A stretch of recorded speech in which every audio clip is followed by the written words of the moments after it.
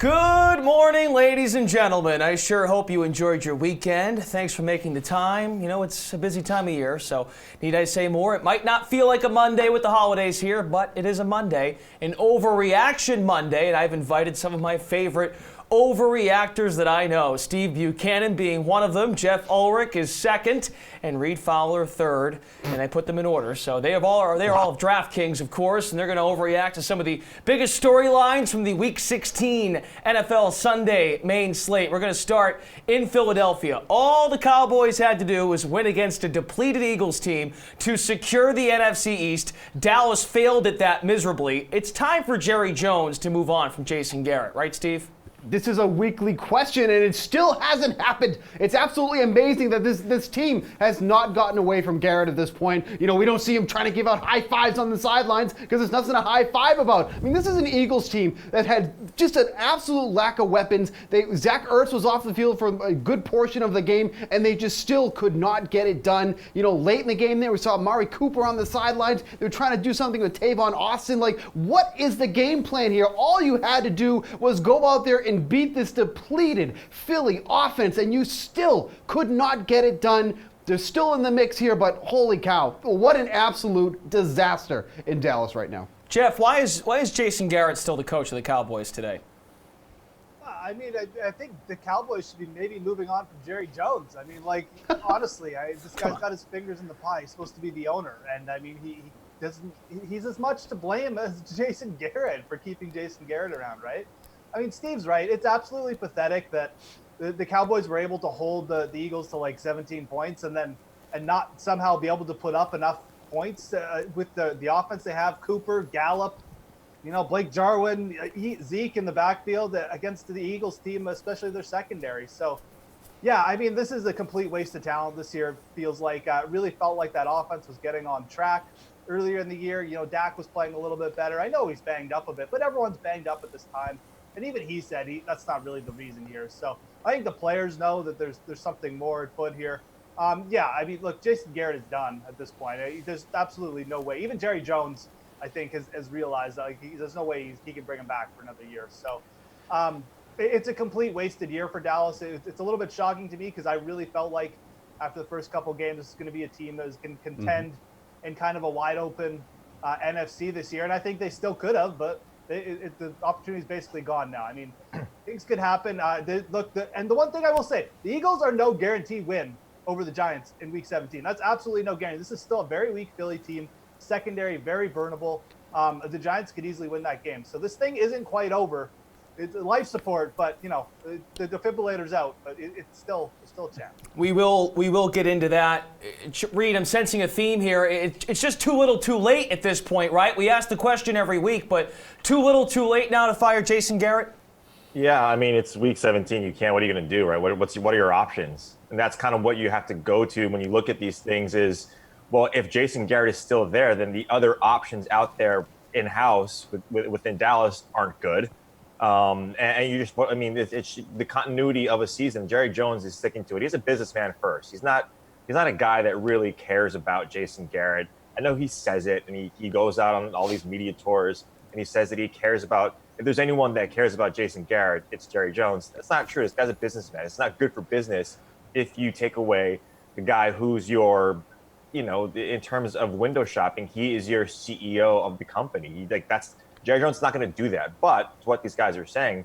And if you listen to Julian's hot take, like, I don't know, 2 months ago, Jason Garrett would have been out, you know, back then. For whatever reason, this division is completely terrible. And it's not like the Eagles are really good at home either. It's not this huge home advantage that Philly has, right? They're like essentially split down the middle in terms of wins and losses, and they've lost to bad teams at home like the Lions. So the Eagles aren't a good team. There are some players that we liked, obviously, last week, but this is, he's going to be gone. It's just now who's going to fit into this system, right? Who's going to be the next Dallas coach? Who's that guy who's going to be the next Jerry or the next like Tom Landry, next coach that's going to get Dallas to where they should be, because the talent on that team is really, really good. As Jeff mentioned, despite the loss, Dallas is not eliminated. Say the Cowboys beat the Redskins at home next week and the Eagles were to fall at the Giants. That would mean an 8-win team in Dallas would be hosting a squad with at least 10 wins in a wild card game. So we're taking a bigger league approach to this question. Should the NFL look into changing their playoff rules to avoid this kind of scenario, Jeff? Yeah, I think so. I mean, look, the division thing is outdated. Like, I think we've realized by that. We've seen this before. You know, so I think it was Seattle. I can't even remember. They won with like 6 wins or something, or 7 wins one year. And they actually won their playoff game. But anyways, I mean, I just feel like those scenarios are outdated. I mean, it's clear that the NFC West has more quality teams than the NFC East, no matter who's the division champion in the NFC East. So why not reward that team with a home playoff game? I mean, it just makes sense. The division winner in the NFC is still going to make the playoffs. They're still going to get a playoff game. But yeah, you should be going by strength of schedule here, strength of record here, and rewarding, you know, Seattle or San Francisco. So I'm 100% on board with that. It's just kind of an archaic thing. NFL should be changing. Reed, are you in for change, and what would be your proposed idea if you have one? Yeah, I don't get paid enough to give him that proposed idea. Look, it's like when we talk about playoffs, we look at the best playoff stories, and I think you get some of them. Like March Madness is always a fun time to watch playoffs, right? The 16 teams or 16 seeds beating the 1 seeds, and the underdogs beating, and that's kind of what we get with this structure. Yes, there are some things we can iron out, like Jeff was mentioning, like division leaders and sharing the schedule, but now you bring in something like we're seeing in the NCAA, when you're bringing in committees and outside sources to dictate, right, a governing body to dictate what strength of schedule is. You can't just go by wins and losses. When you have especially in the NFL and for football, when you have all of these teams, you start to see now, if you start to tinker with it a little bit or add teams here and there, now you're getting to be like the NBA, where every single team makes it. The best stories in the playoffs in the last, modern time, like 20 years, are teams like the Packers being a wild card and winning, like the Giants being the Patriots to defeat that undefeated season. Those are the good stories. And so, yes, there are some things you want to iron out because you don't want teams like this necessarily playing those big ones. But I think it's fine right now as it is. Steve, you have a take on this? I mean, I just kind of look at it as it is what it is. And, NFL is kind of like MLB, where it feels like there's a lot more bad teams than there are good teams. And when you have that kind of scenario, this is what you're kind of running into. So I don't think it's really more of, does the structure have to change? I think it's more that, teams are loading up and then the rest of the league gets to deal with whatever's left over. And I feel like that's kind of the issue right now. And that's like an even bigger issue than we're talking about the playoff scenario. So, it is what it is right now. I think teams need to do better, whether it's scouting or whatnot. But I just think it's a much bigger issue. And I think it just doesn't rely upon how the playoff scenario runs out. Baltimore Ravens locked up the number 1 seed with their win at the Browns, but lost Mark Ingram to injury. For precaution, most of their starters, at least not a lot of them, will likely not play in Week 17. So no meaningful football until January 11 or 12 that weekend. We're talking almost 3 weeks, Reed. So could that long of a layoff be detrimental to this high-flying Ravens team? I think for a team that wasn't coached by, one of the 2 or 3 top coaches right now in the NFL over the last 10 to 15 years, you have guys like Bill Belichick, Andy Reid, and now Harbaugh, who are extremely efficient and coach extremely well after buys. If you just look at with the rest advantage since 2016, the Ravens are 8-5 wins and losses. And so, yes, it can, right? You have rust and all of that stuff. But when you have a really strong team, and now the Baltimore Ravens, getting the 1 seed in the AFC for the first time in history, there are a lot of things that a guy like Harbaugh and that coaching staff are going to make sure that, the Lamar Jacksons and the rookies like the Hollywood Browns and the Ingrams, these guys are all ready to play when it comes to that time. Because, yes, they have won a Super Bowl, but this is a different type of team. This could change the landscape of a lot of football teams. And to what Steve was just mentioning, right, scouting, you're going to start to look, it's a copycat league. You're going to start to look for guys and teams like the Baltimore Ravens where you have strong defenses and you have a quarterback that can really change the landscape of your game. So I'm not too worried about it. Steve, how do you feel about the potential layoff here for the Ravens? I get a kick out of these questions. What do you think? They just go, all right, go home. We'll see you in a couple of weeks. You just go do whatever you want. And, we'll do football in a couple of weeks. Don't you worry about it. Well, I do. I mean, Well, I mean, look at you. You're not going anywhere in life. But this is the thing. Like, they're obviously going to be still in the mix. They're still going to be running drills and all that. So, like, I know that in-game action is way different from going out into the practice field and doing what it is. But, you know, it's not like these teams aren't going to be active and doing what it is. I will say, though, I think that's the first time in the first half of that game against the Browns yesterday that we saw the Ravens in a vulnerable state. Like, we haven't seen them, you know, almost kind of get taken advantage of by the Browns. That was a very close game in that first half. So that's something you have to worry about a little bit with the Ravens, because they just could not get anything going against the Browns. And then the layoff here, that's something to be concerned about. But again, it's not like these guys aren't doing anything on a daily basis, so I'm not too worried about it. But seeing that against the Browns yesterday, that does cause a little bit of a concern, because like I said, I think that's the most vulnerable we've seen the Ravens in a long, long time. Jeff, you just admitted you like long layoffs, but we're talking about the Ravens here, okay? So how do you think it affects the Ravens, not you? I mean, my whole life is a long layoff. So, it's a little bit interesting from this perspective. The Ravens are a young team, right? They've never been in this position. So having 3 weeks to start like thinking about their first playoff game, it's a bigger deal than it would be for a veteran squad like the Patriots, who have done it, you know, a million times, and they're old, so they really actually do need the rest. I think this isn't like a huge deal. I mean, like Steve said, it's not like these guys are going home and just playing video games for 3 weeks and forgetting about football. They're going to be practicing, and they need rest too. I mean, it's a long season, right? Like Mark Ingram's banged up, like we just mentioned. And I think the one thing in the Ravens' favor, they're not really like this huge timing passing offense, obviously. So just running the ball, I mean, they rely more on their playmakers, especially Lamar Jackson. I think that's kind of in their favor in this scenario. The most likely scenario is they're going to be just fine. They're probably going to blow out whoever they see in round one. But it is something to keep an eye on, because, like I said, it's a young team. They've never been here before in this situation. As long as they're playing Madden. If they're playing video games, they're playing Madden. That's fine. Yeah, you got it. Exactly. Yeah. Stop it. Let's do one more. Steelers lost to the Jets, opening the door for the Titans now to snag that second wild card spot in the AFC. Pittsburgh has two things that need to happen. They have to beat the Ravens, who, again, might be resting guys, so there's a chance there. And Pittsburgh also needs Tennessee to lose at Houston to get that wild card spot back. Did Pittsburgh, Steve, just give away its chance to make the playoffs? They shouldn't be here to begin with. Like, these two dopes at quarterback, you know, Devlin Hodges, Mason Rudolph, like, you know, they're crying on the sideline because they're hurt, or they're being benched because they can't perform. Like, what an absolute disaster. We want to talk about a disaster in Dallas. Here's a disaster right here at the quarterback position. Ben Roethlisberger must be like, what on earth have I gotten this team into? He probably doesn't care anyways. But honestly, it's just like, it's shocking how bad offensively they are. I know they have a huge amount of injuries, but I mean, Hodges, Rudolph, like interchanging these guys because of injuries, performance like 3 times during that game yesterday. It was just like, this is a team that's going to go into the playoffs and win a game. Like, come on. If they somehow sneak in, their defense will probably hold the game somewhat close, but offensively, please, give me a break. It's Overreaction Monday. That's what you're having here You're getting on an underachieving football team. Come on. Underachieving. They have awful quarterbacks. I could go out there and quarterback the team better than Devlin Hodges and Mason Rudolph gets donked over the head or whatever. I've seen him throw. He's actually really good. He's got a cannon. Thank you. All right. Well, who wants to go next after that tirade? Jeff, how about you? Go ahead, Jeff.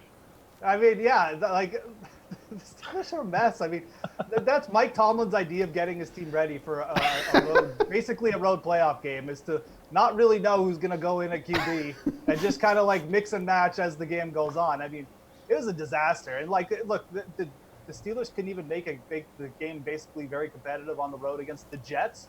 I don't even have confidence they're going to be able to beat the Ravens backups next week anyways. So I think this is going to be a moot point. Look, if the Steelers somehow luck out and win next week and then get the Titans to lose, I mean, it would almost be hilarious, because whoever they face in round one of the playoffs is basically getting a bye. So, in my opinion, this team's got a nice defense. Their coach has not been able to handle the QB situation very well. It's going to bite them either way. So I almost feel like the Titans at least would put up a fight in the playoffs. I'd love to see Derrick Henry and Ryan Tannehill give someone a real good game. I'm definitely rooting for the Titans. The Steelers, it's great they even got themselves to this situation, but like, I've seen enough this year. So hopefully they lose next week and we can talk about them next year. That was at least a nice way to send out the Steelers, Jeff. Overreaction Monday. Get over it, Glash. Go ahead, Reed. Oh, man, it's good to have you here on a Monday morning, Glash. Thanks, man. Now, give me your take now. That's one of us. Look, I mean, this is kind of what Pittsburgh does, right? And they did it last year, too. Remember when they were watching the Cleveland Browns trying to beat the Ravens in that game? And clearly they let other teams dictate their future. That's kind of what Pittsburgh's been doing for the past couple of years. But enough about Pittsburgh. Let's talk about the Raiders here. The Raiders can still make the playoffs. Raiders win at Broncos. Titans lose at Texans. Steelers lose at Ravens. The question's about the Steelers. At Jaguars.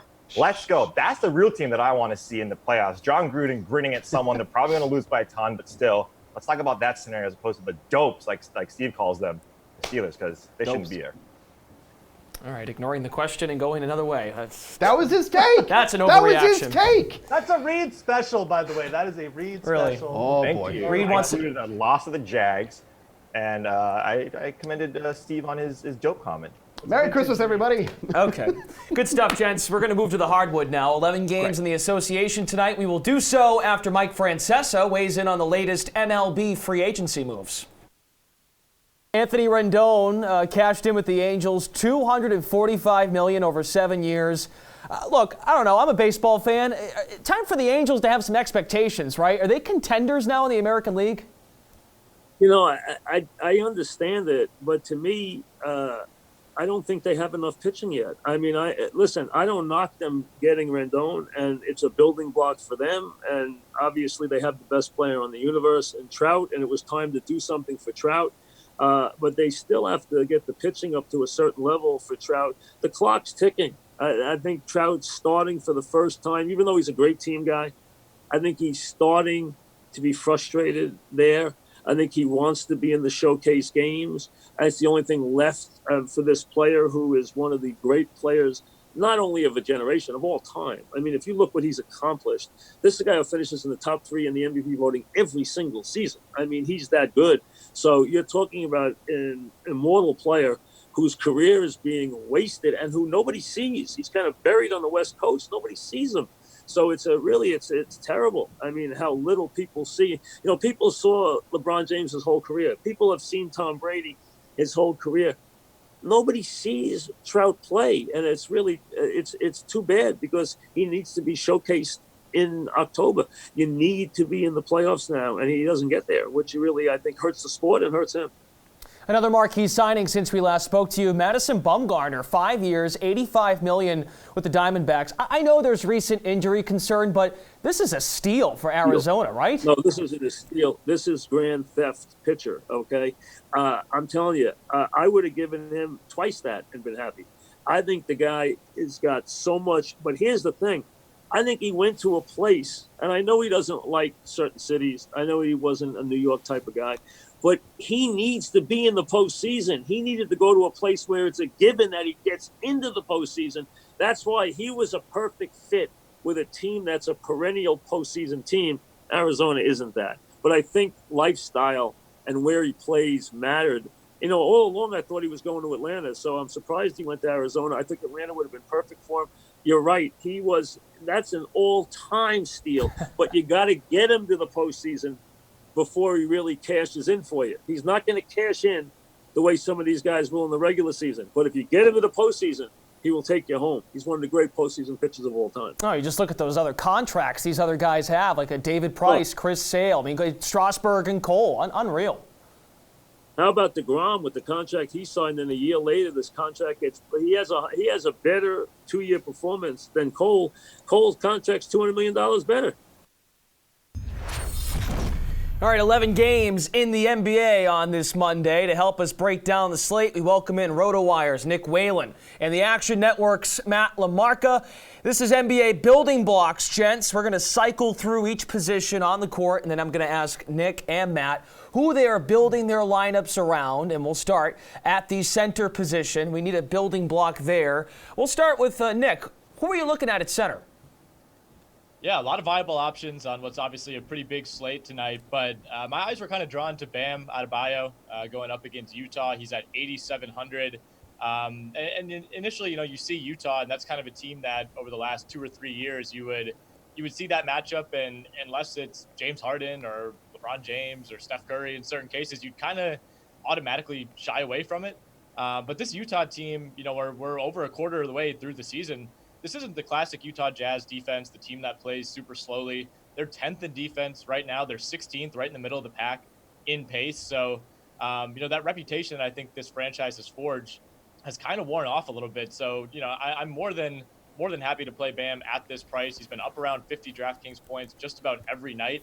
And he's gotten to the point now where his bad games, his quote unquote bad games, are still a 35 to 40 DraftKings point night. So he's one of those guys who just almost never kills you. And he's coming off of one of those down games against the Knicks on Friday. Only had 20 points, 8 rebounds, and 3 assists in that game. You would think he has room to grow from that performance.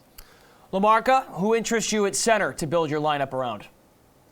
Yeah, I'm going with Hassan Whiteside. Whiteside basically has always been one of the best contributors at the center position on a per minute basis. The question is just how many minutes is he going to play?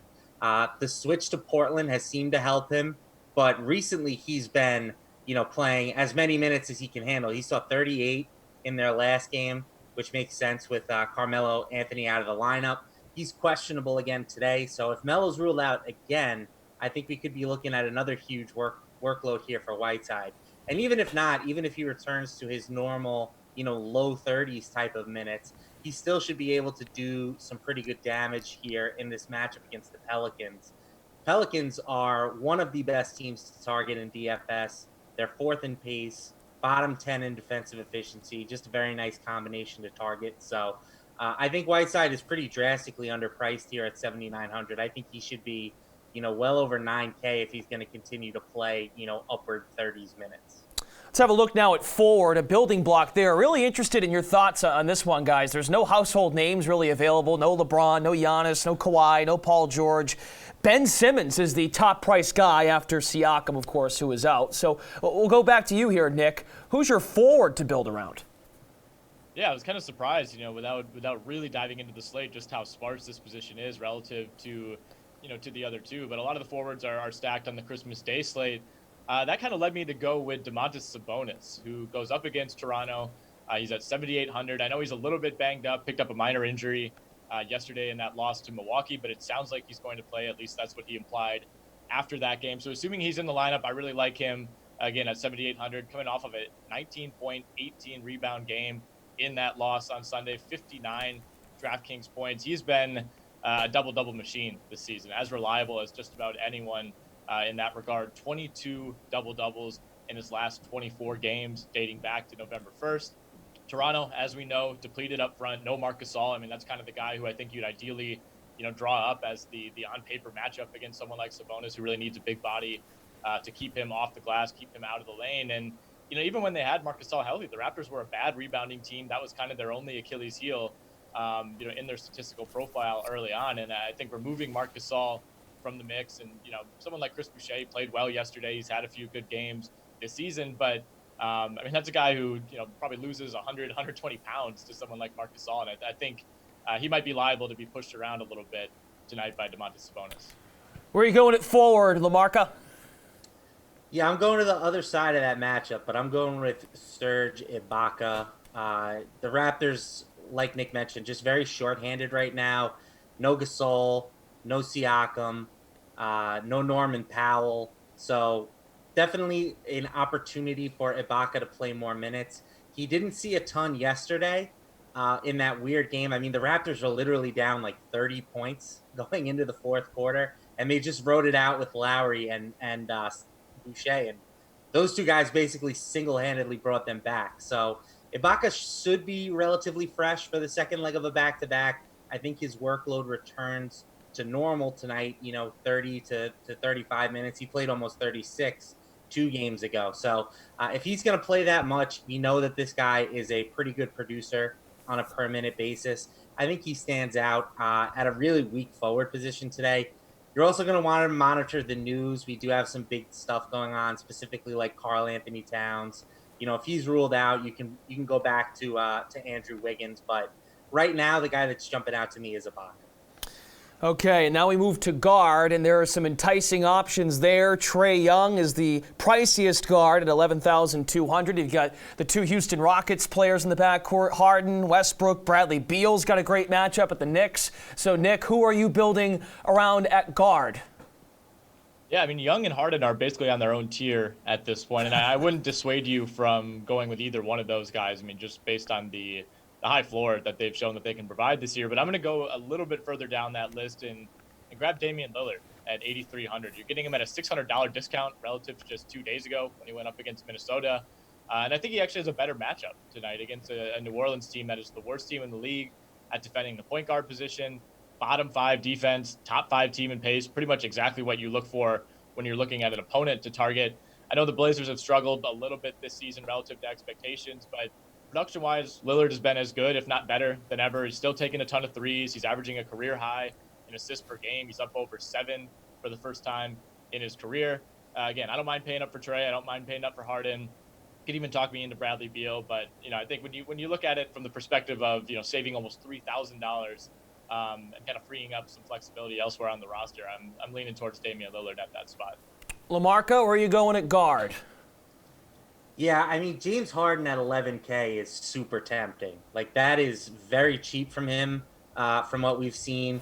We really haven't seen a lot of price tags for him this season that cheap, and the matchup against the Kings is pretty good. So that's a very tempting price tag, but I am going to pay down a little bit and go with Bradley Beal just because of the Wizards' current injury situation. I mean, they are minus everybody. Like Isaiah Thomas is suspended for 2 games after going into the stands. Davis Bertans has been a huge contributor for them recently. He's out. Mo Wagner out. Rui Hachimura out. Thomas Bryant out. Like, what can this team do besides give Bradley Beal just a monster workload today? He's increased his usage rate by 7.4% with all of those guys off the court this season, averaging 1.41 DK points per minute. Obviously, relatively small sample size because there hasn't been a ton of games where the Wizards have been missing their whole roster this year. But I just think that he's looking at, like a 40-minute, 35% usage rate type of workload tonight. So I will take the slight savings from Harden and go with Bradley Beal. All right, we'll have you two back later on to discuss over-unders for tonight's 11-game slate. And, we'll talk about that stuff coming up. We have an 11-game slate in hockey tonight as well. We'll get to that right after Reed Fowler and I provide a sportsbook preview of Packers-Vikings.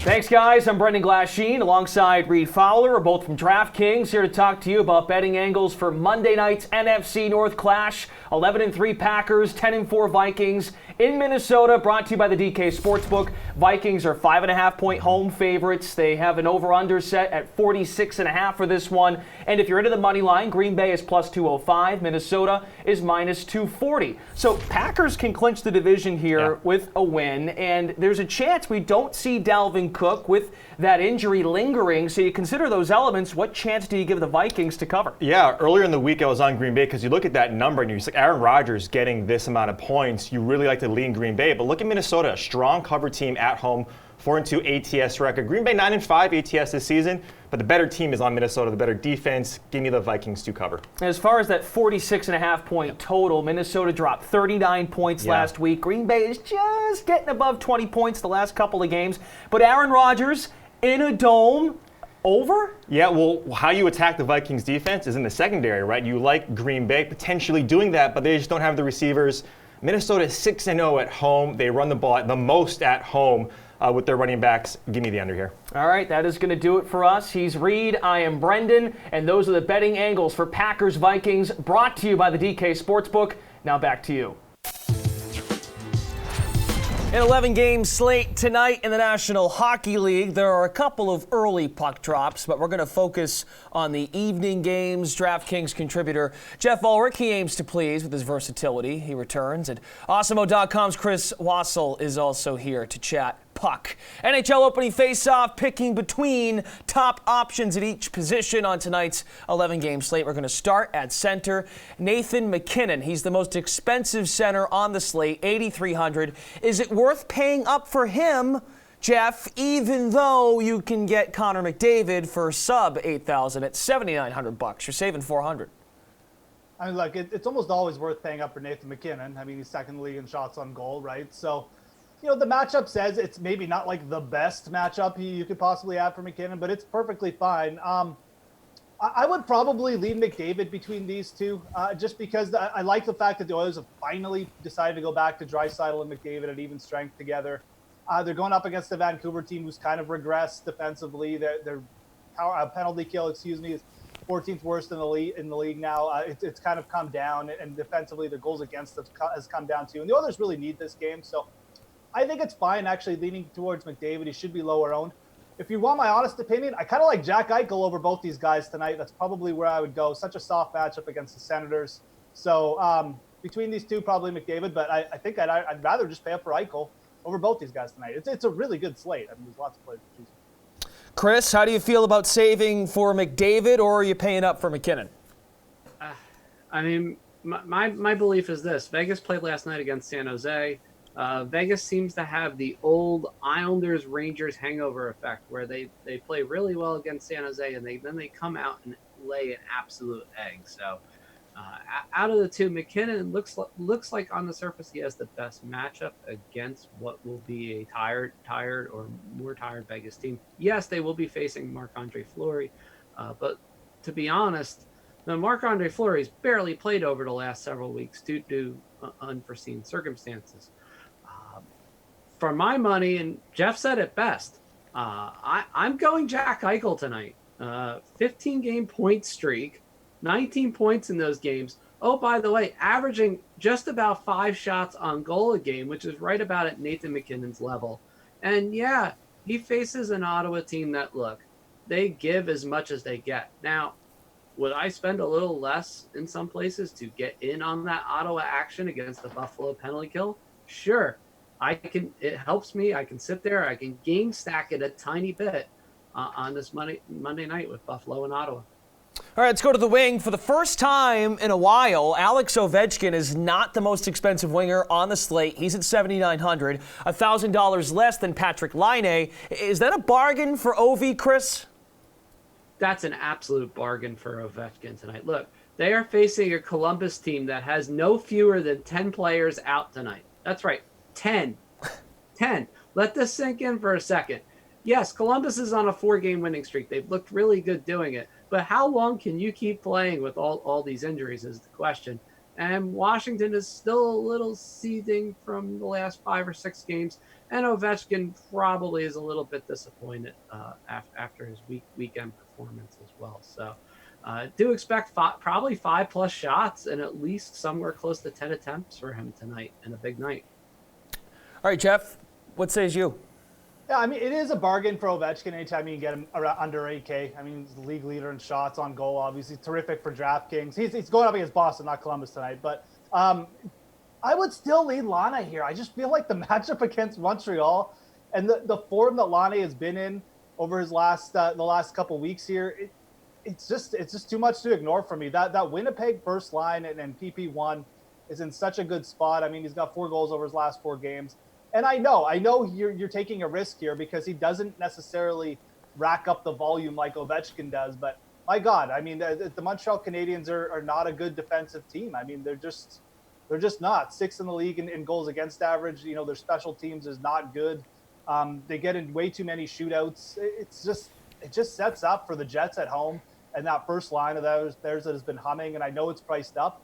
I would lean Lana here, especially in GPPs. I really feel like you got to get a piece of that Winnipeg first line. Naturally, really paying up at forward here, guys. So we're looking for some value on the blue line. You can get a second pairing, first power play guy in Winnipeg's Josh Morrissey for just $4,400. Do you like him or someone else like Chicago's Eric Gustafsson for $4,300? Jeff? Yeah, I would stay away from Gustafsson. The Chicago power play just has not been really clicking all year, and I know it's a good matchup against New Jersey, but again, I mean, I just love the spot for Winnipeg tonight, so I do think it's a pretty good spot to take it like a cheap Morrissey and stack them with some of the Winnipeg forwards. I mean, Montreal coming in with the 5th worst penalty kill. I will say this. The guy I like over both of these players is Oliver Ekman-Larsson at $4,300. I really feel like with Taylor Hall injected there, and it's shown. I mean, he's taken his role back on the PP1 for Arizona on the blue line. He's going up against Nashville, who's another bottom 10 team in terms of penalty kill. I feel like that Arizona offense has really been clicking since Taylor Hall. They've just become a little bit more aggressive. Ekman Glarsman, he's just too talented, in my opinion, to not start producing a little bit more and more consistently. So 4,300. Yeah, Morrissey definitely in play. I like both. I like Ekman Larsson just as much, though. I think both those players are superior options over Gustafsson, anyways. Chris? Got quite a few here. First off, obviously Morrissey's just the better play tonight. I mean, Chicago is 25th over the last month on the power play, which shocks me. And yeah, although normally when Chicago and New Jersey do play each other, things go wacky. The space-time continuum gets all screwed up. It didn't the last time around, and these two played a rather moribund type of game that just no one expected, and the underhit, which literally no one in this universe expected. So here's what you do. You take Morrissey, or you go down a little bit. You take maybe a Neil Pionk, perhaps, who's also in a kind of similar match. You can stack any one of those guys tonight against Montreal just because they give up just a ridiculous boatload of scoring chances. Among the league worst, only Detroit and New Jersey give up more even strength scoring chances. So you can take shots all over the board tonight. And even for fun and giggles, don't laugh at this. You can take Adam Graves' son, Ryan Graves, tonight. In also an excellent matchup against Vegas' depth. Vegas does not have the depth that they did last year, and it shows. So, look, there are plenty of options tonight on what should be a high-scoring night. All right, let's go to goalie now. I want to get your thoughts on who you're looking at between the pipes. Of course, it's early, so there's an understanding we might have backups sliding in. So if you guys want to take this approach by saying which teams might have the best defensive matchup, no matter what goalie is between the pipes, feel free to go that route. So, Chris, we'll start with you. All right, I'm taking the red pill, unfortunately, tonight, and hoping that this doesn't burn me because it has before with him. But I'm actually looking at Corey Crawford, honestly, just because of the price ridiculousness that sometimes happens with these larger slates. Look, if I can save a little here and get a little there and get some shots out of this, I'm going to take it. He's played well. You expect him to see 30-plus shots and probably give up two goals tonight. So that would be my one place to look. The other would actually be Edmonton. It is believed as of right now that Mikko Koskinen is going to start against. Look, you never know. I mean, we had this happen a couple of nights ago where Jake Allen started for Jordan Binnington at the very last minute because Binnington came down with flu-like symptoms of all things 45 minutes before face-off. So, take it with a grain of salt, but keep in mind that we're on it as much as you are tonight for some of these matchups. Jeff, what's your approach tonight to the goalie position? Yeah, I don't mind Koskinen. It is a little risky though because you don't want to start Mike Smith if you have to switch out. He's terrible. It feels like a night where you either pay up or you just go really cheap and you just roll the dice. If I'm paying up, I kind of like Carter Hart, who's been in really good form the last couple games for Philly. Philly's been good defensively, and the Rangers will fire some shots. I mean, it's a kind of a good upside spot in my opinion for Hart, who's 8,200.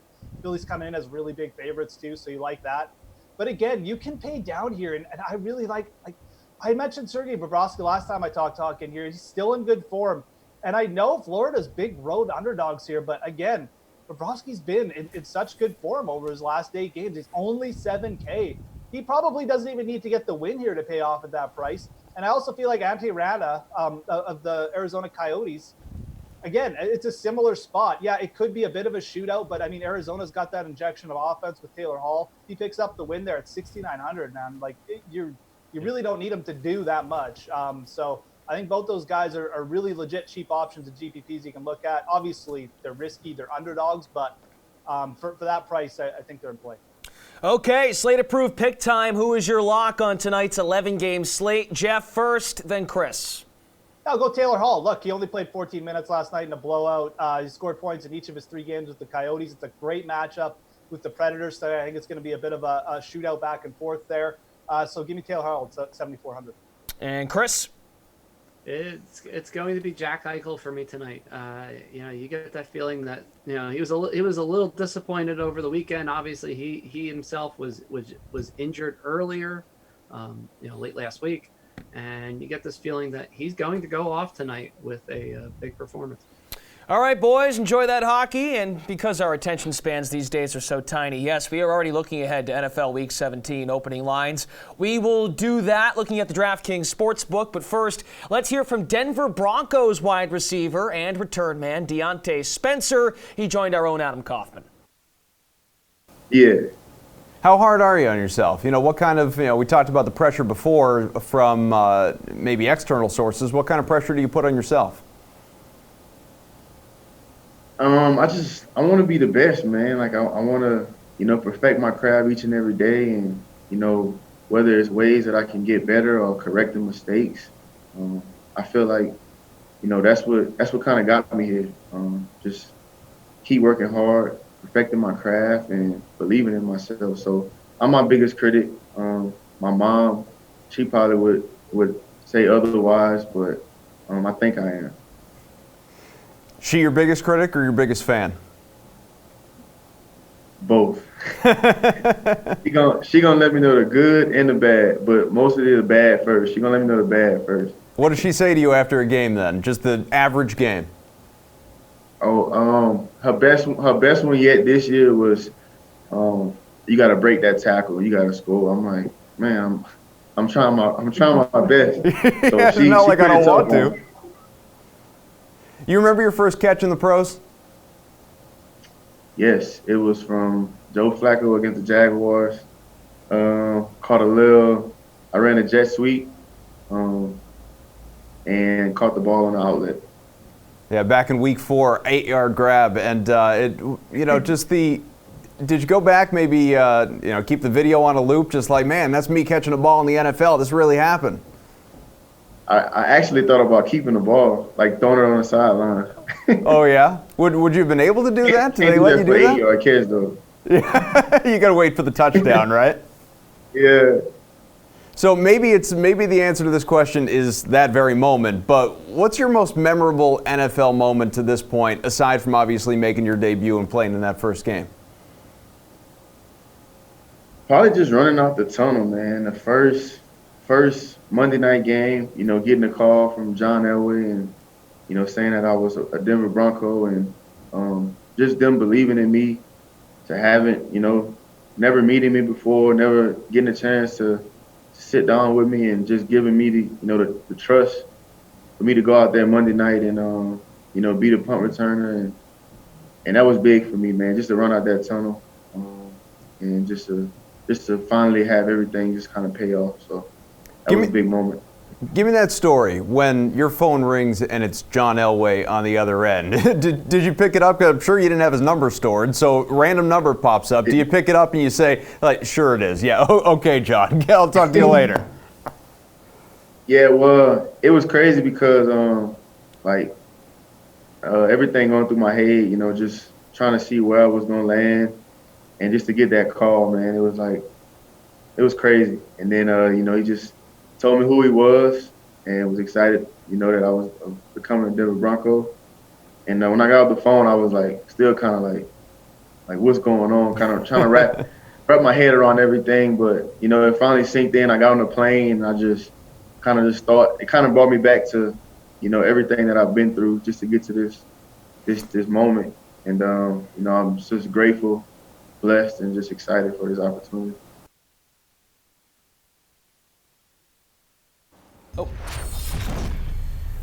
Alrighty, DraftKings contributors Reed Fowler, Jeff Ulrich, and we have Steve Buchanan, who also decided to put in a longer work day. He is going to stick around and discuss some of the Week 17 lines.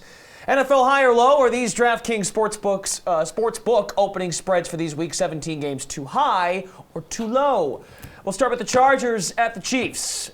Chiefs are -7.5. Steve, why don't you get us started here? Too high, too low? This is too low. One of the biggest fraud teams in the NFL is to bet with is the Chargers. One of my favorite bets all week from yesterday was the Raiders at +6.5. You know why? Because after that loss for the Chargers, they're now 2-7-1 against the spread as favorites. Now, they should be underdogs in this game, but they should be huge underdogs. We just saw the Chiefs absolutely dismantle the Bears, which we probably saw coming. But what do you think? The Chargers are going to put up a big fight against them too? Maybe they'll be able to run against them with Melvin Gordon and Austin Eckler, but they are not going to get anything through the air against his secondary. This is too low. 7.5, insulting to Kansas City and their fan base, too low. And as we've seen, that Chiefs defense has been outstanding. Let's go to Reed now. That's what I said. -7.5 for the Chiefs. Too high, too low. What'd you say, Steve? I said that's what I said. Thank you for rehashing for the viewers. You had your turn. Reed's turn. Oh, I like even when Glasheen comes with stats, it's not enough. Really, just trying to add a little context to the show, and I get crap for it. I wouldn't say that the Chiefs defense is good as stats, but go ahead, Reed. By all means. Oh man, I love it.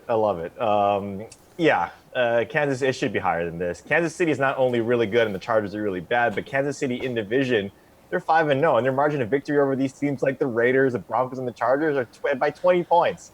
The Andy Reid absolutely demolishes this division. He always will. It's not. I mean, they have the best team, one of the best teams in the AFC, and now you go up against a Chargers team that we have no idea what's going on. Steve mentioned some spots where you can potentially run on them, but I mean, Kansas City is just not. Look, the Chargers might want to try and beat Kansas City. They're 5-2 ATS in their last 7 meetings against the Chiefs, but this ain't happening. It's Chiefs. It's too low. How about you, Jeff? What do you think? Too high, too low? -7.5. I'd probably feel better about this at -7, but it's still too low. I mean, the Chargers were at home in a division matchup against the Raiders, and they were 6.5 favorites, 7 in some places, and they lost outright. It's such a bad team. Their defense is so bad compared to last year. There's no fight. There's no playmaking on that side of the ball for them. And now they're going up against Patrick Mahomes and a Chiefs defense who has actually been making plays.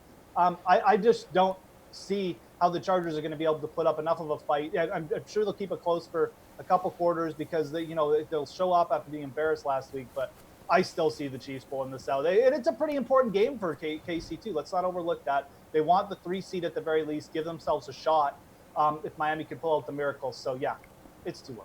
Moving on to the Bears at the Vikings, and of course they're in action tonight, Minnesota, so we'll have to factor in how that game goes. And Chicago just seems, dead in the water. I hope those anecdotes were fine with Steve, but it's Reed's turn to start this question, so go ahead, Reed. Was it too high or too low, -7? A lot of you guys don't know that the Chiefs defense is actually really good. The last 3 games, they've given up a total yards of 254, and I'm just kidding. Yeah, look, in actuality, all joking aside, that Chiefs defense is something that we really have to factor in because, yes, we know Chicago's offense has been bad, but they looked better of recent. And I think when you look at this matchup, you're going to think, well, Minnesota at -7, that's a lot of points. And Minnesota's a good team. We'll wait to see what happens tonight, but we know there's some of their key players are going to be injured, like Dalvin Cook. But again, in this matchup, if you look at Chicago, when they're underdogs, they cover 20% of the time of the spread. They're terrible at covering when they're underdogs. They're not a good team right now. So right now, even though this 7 looks a little too high for Minnesota, I think it's too low right now. Jeff, what do you think? Vikings -7, too high, too low? It's just a little bit too high. I would take the points with the Bears at 7. If it gets down to 6 or 5.5, yeah, definitely I'd probably lean the other way. But at this point, I mean, like the Vikings just Reed mentioned the difference between the Chiefs and the Vikings, and I think it's a pretty drastic difference, especially in defense. Vikings secondary gives up big plays. And I know the Bears aren't great at making big plays, but Allen Robinson can get loose. You're probably going to see Tariq Cohen with a better game. And going up against Patrick Mahomes and Kirk Cousins, it's just not the same thing. The Bears defense will probably be a little bit better. I know they don't have anything to play with, but it's a division but it's a division game, last game of the season. A little bit of pride there. I think 7 points for Minnesota. I just don't think they're that good enough a team to give 7 points against the Bears. So I think it's a little too high. Too high or too low, Stat Geek? Stat Geek, they pay me for this. Here's the thing, I want to see how the Vikings look tonight. Obviously, we haven't seen them play so far this week here, but this just feels a little bit too low for a Bears team that, quite frankly, has only put up 16 points over the last 2 weeks. And I know that Green Bay, Kansas City are not teams that you have success throwing against where the Vikings are, kind of like what Jeff alluded to. You definitely can throw against this Vikings team, but they're going to have some issues on the ground running the ball, but Again, there's still a lot to see with the Vikings here tonight. I feel like this is set perfectly right now. I just don't have a lot of faith in the Bears. You know, we had that couple-week stretch where Mitch Trubisky started to look good again, started doing it on the ground with his legs, but kind of fallen back there since then. So not crazy about this line. I think it's just perfect right now. All right, moving on to the Steelers at the Ravens. We talked about this matchup at the beginning of the show and how the Ravens could be resting guys, and Steve is just not a fan of the Steelers, and he is just over the Steelers. So normally I'd go to Jeff. It's Jeff's turn to lead off, but I want to go to Steve and keep riding that momentum from the opening segment. We know who your number one is, don't we, Glasheen? How do we feel, Mr. Buchanan, about the Steelers? It's -2.5, Baltimore. What a host you are. Thank you so much for this opportunity. So obviously this line looks, way too low because of, just the two teams going against each other. But the perception here is that the Ravens are going to rest the majority of their starters. Like, it would be very weird to see Lamar Jackson going more than a half in this game, maybe even more than a quarter. Mark Ingram is almost definitely not going to be in this game here. But I still don't think it's enough. I still don't think the Steelers are going to be able to beat a bunch of, nobodies, second string, third string. It's tough. It's Monday morning, guys. Give me a break. All these guys coming on for the Ravens here, like, they're going to be resting up. Their eyes are ahead towards the playoffs here. But the Steelers have been so banged up. They've struggled so much with the quarterbacks that they've had under center. I still don't think that they would be able to cover here. So I like this line. It's just too low. Take the points with the Ravens. It wasn't worth letting you go first. Jeff, go ahead. Oh, okay. Let's hear your take. I agree, though. I think this is a little bit too low. I mean, at under 3, I would take the Ravens here. Look, they're still going to have a massive edge at quarterback with Robert Griffin III. And look, the other thing is he's going to be able to run the exact same offense that Lamar Jackson ran, basically. I know he's not Lamar Jackson, and I'm not saying he's going to be out there juking guys left and right, but the Ravens are smart. They brought in a backup quarterback that can actually run the offense that their starter does. Most teams don't do that. The Ravens did. Even the Ravens' backups are going to have an advantage in some of these spots. Just give me the Ravens at home. I mean, they'll be happy to knock the Steelers out of the playoffs. Reed? Oh, sorry, Jeff. I thought you had something else to add there. No, this is a quick one. Go. Nice work.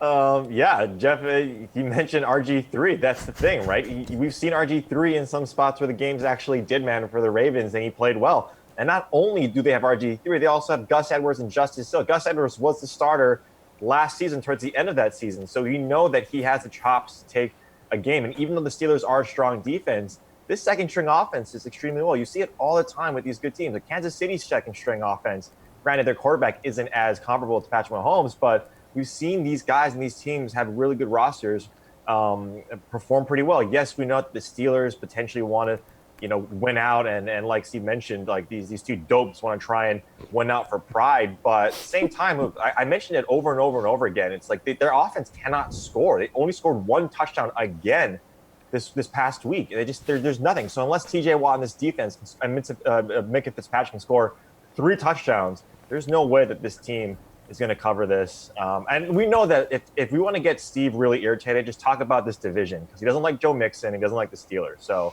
that's what we know, Glasheen. You got a little ace in your pocket there if you want to get him irritated. Well, we'll do that some other time. We've got limited time now to discuss one more game. Titans are -5 at the Texans. Reed, you can lead off here and be quick. How do you feel about this spread? Too high or too low? Yeah, this seems a little high. I want, like Jeff mentioned, I want to see Tennessee win this because that's a cool team, but to watch in the playoffs. But this seems too high right now. It's a cool team. All right, that's insight. Let's go to our next guest, Jeff. -5. How do we feel? Too high, too low? It seems too high on the cover. We need a little bit more information as to what Houston's going to do if they start resting players or just talking down this game. I think -5 would actually make sense, but right now it seems too high to me. Steve? Yeah, I'd agree. It seems too high right now. We want to see what the game plan is for Houston. Tennessee needs this game, though, and they're 4-1 against the spread as favorites so far this season. So feels a little bit too high, but once we get more information about the Texans' offense and who they're going to be playing, kind of reassess at that point. All right, thank you, gentlemen. Enjoy your holiday break. We now shift very quickly into basketball. Nick Whalen of RotoWire and the Action Network's Matt LaMarca are back to talk some over-under over on the DraftKings Sportsbook. Will these games go over or under the game total on this 11-game slate? Gents, thanks for stopping by. So I'm going to start with Matt LaMarca because he was a fan earlier of Bradley Beal taking on the Knicks. Well, this one is set at 230.5, LaMarca. So if you think there's going to be points coming here from the Wizards, how do you feel about this over-under total? Very close for me. The thing to keep in mind here is that the Knicks, despite the fact that they're awful defensively, they do play at a relatively slow pace. Now, Washington plays at a breakneck pace, so maybe that doesn't matter so much. I will take the over. I do think that there's going to be plenty of points in this contest. I think it's going to be close, though. I don't think that, this is like a slam dunk spot. More possessions for the Knicks defense should lead to more points allowed. But again, it's probably going to be less possessions for the Wizards side than usual. How about you, Nick? 230.5, over, under. Yeah, I feel morally obligated, I guess, to take the over in this game. I'm a little tempted to look at the under when you talk about some of the injuries that Matt mentioned on the Washington side of this game. But this is a Wizards team that's allowed 120 points, or at least 120 points in more than half of its games this season. It has more games allowing 130 plus points than it does allowing 110 points or fewer. This is shaping up to really be an all-time bad defense. And even a team like the Knicks, I think, should be able to exploit that. Raptors are at the Pacers tonight. Of course, we know how depleted the Raptors are.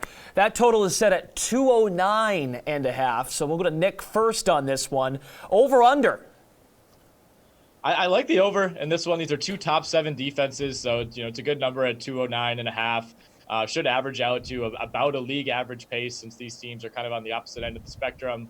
I know Indiana only scored 89 points against Milwaukee yesterday. I think maybe that's influencing this number a little bit. But they've scored at least 105 points in each of their previous 5 games. Toronto has 5 straight games of at least 110 points. Tough spot for both teams coming in on a back-to-back, but I think this one goes slightly over 209.5. LaMarca? I'm going under. I just think that two, quality defensive teams playing on the second leg of a back-to-back, we could have some tired legs in this one. Usually the first thing that goes when your legs are a little bit tired is the jump shot. So expect to see maybe some more shooting numbers than normal from some of the guys in this game who played big minutes yesterday, like Kyle Lowry, for example. It's a good matchup here. Utah taking on the Miami Heat is a cross-conference matchup. 212.5 is the over-under. We'll start with LaMarca here. Over-under. I keep waiting for the Heat to come crashing back to reality. All their numbers suggest that they're due for regression, and they just continue to outproduce those numbers. So I'm going to take the over here because I don't think that this Heat defense is going to continue to produce at this same level for the entire season. Nick already mentioned that Utah isn't the same defensive monster, slow-paced type team that we've become accustomed to. So I think that this is a decent spot for an over. How about you, Nick? Yeah, I feel the same way. I feel like I kind of have to say over based on what I said about that my Utah, I should say, defense in the first segment, talking about Bam Adebayo. I think the Jazz were kind of that automatic under team that you would always think about in years past, and it's just not the case anymore. And this game is in Miami. You don't have to deal with the altitude that sometimes comes with those games in Utah. Maybe there's an argument that Utah itself doesn't hold up its end of the bargain when you talk about the scoring, but both these teams, top half of the league in pace. Utah has at least 109 points in each of its last 5 games. So, the overarching theme for me today is just this is not the same type of Jazz team as we've seen in recent years. We've got a Rockets game tonight, so I'm guessing a bunch of points here. Rockets are at the Kings, total at 228. Nick, we'll start with you here. Over, under, 228. Yeah, this is giving a lot of credit to the Rockets, to maintain their scoring pace. They're third in the league, though, in pace. Sacramento is dead last. Will be kind of interesting to see where that evens out, probably somewhere around the middle. But these teams did get to 237 points the first time they met early in the season. That was a close game. It was 119-118. Sacramento scored 105 or fewer in 5 of its last 6 games. They've really struggled to kind of reintegrate Marvin Bagley. He's still coming off the bench. They've lost 3 straight. I will say under, though. I think Houston cruises to a win, but I'm concerned about Sacramento, barely being able to scrape by and get over 100. How about you, LaMarca? 228. I'm in agreement. I think the under is the play here. Typically when you have the fastest team or one of the fastest teams against the slow team, I tend to go with the under. I think that, the books are going to give Houston the same credit that they normally would offensively, and I just don't see that same upside for them tonight. All right, we got time for one more. Pelicans are at the Trailblazers. I think one of you is a fan of Hassan Whiteside tonight, but that's an individual number, of course, right? 228.5 is the number here. Lamarca, lead us off on this one. Over, under. Over. I think New Orleans is just a team that's built to play over games. They play fast. They play no defense. And Portland can score the ball a little bit. I mean, they haven't been maybe as good as some people expected them to be this year, but I still think that they might have a run left in them. I kind of like Portland going forward, and maybe even Carmelo Anthony being out for them might be a good thing because it might mean more touches for Dame Lillard and CJ McCollum. All right, Nick, real quick, your take on this one. Over, under. Yeah, I mean, Melo out, I think, probably helps the under, so I'll make that case. I mean, both these teams are top 11 in pace. We've seen New Orleans, kind of be on the receiving end of some of the biggest beatdowns this season in terms of points scored. But, while neither of these defenses are good, both offenses very much inconsistent. I mean, New Orleans is a team that's won one game since Thanksgiving. They've gone under that 228.5 total in 4 of their last 6 games. My heart would say over, but I think there is a case for the under here tonight. All right, just a Nate-approved pick. Nick, and then Lamarca, real quick. Has to be Dame Lillard for me against the Pels. Lamarca. Anzech Pasenic. Love it. Washington Happy holidays. We'll see you Thursday, 10 a.m. Bye-bye.